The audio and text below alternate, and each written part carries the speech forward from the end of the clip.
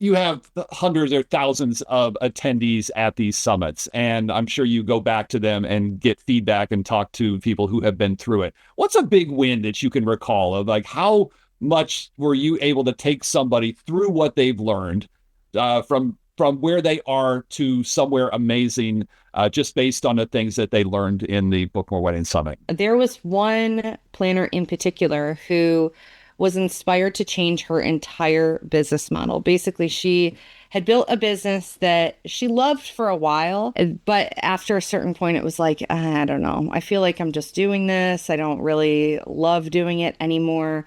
So she was inspired from some speakers to really evaluate her business and what she wanted to be doing. And what she really wanted to be doing, it turned out, was to have a team of month of coordinators that she was leading. She was still working some weddings, but most of them were being worked by her team that she built and training them on her processes so everyone got the same incredible experience, the same brand experience.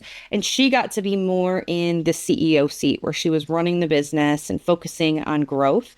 And it was a huge switch for her because it put her in the position that she wanted to be in, which was having more time, more flexibility with her time, and not at as many events. Yeah, I would guess that so many wedding pros have this situation where they are the company Mhm. and they only have so many hours in a day. They want to grow, they want to scale, but before you can scale, you have to have the procedures and processes that you can then do what so many of us don't want to do is delegate things. And when you don't do that, you end up just having a job, but you're running a business in order to have a job. Yeah, and it's easy to get trapped in if that's not what the situation you want to be in. For many people, at some point, they want to build a team or they realize, they don't want to work every weekend anymore. They want to be able to step away from the in-person event a little bit and do more of like, guiding the ship, being the CEO.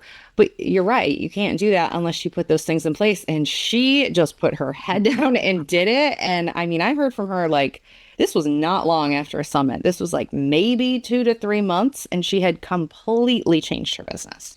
So I think that, when someone makes the commitment to do this, and, in the case of the summit, I mean, the commitment is to block out an entire week of your time to do it or get the replays so that you can watch them at your leisure, but you get immersed in this entire thing of hearing from all of these great speakers with all of this content. And, some people will take that and file it away and never do it. But the people that get really motivated and really use the things that they learn here are going to be the ones that benefit.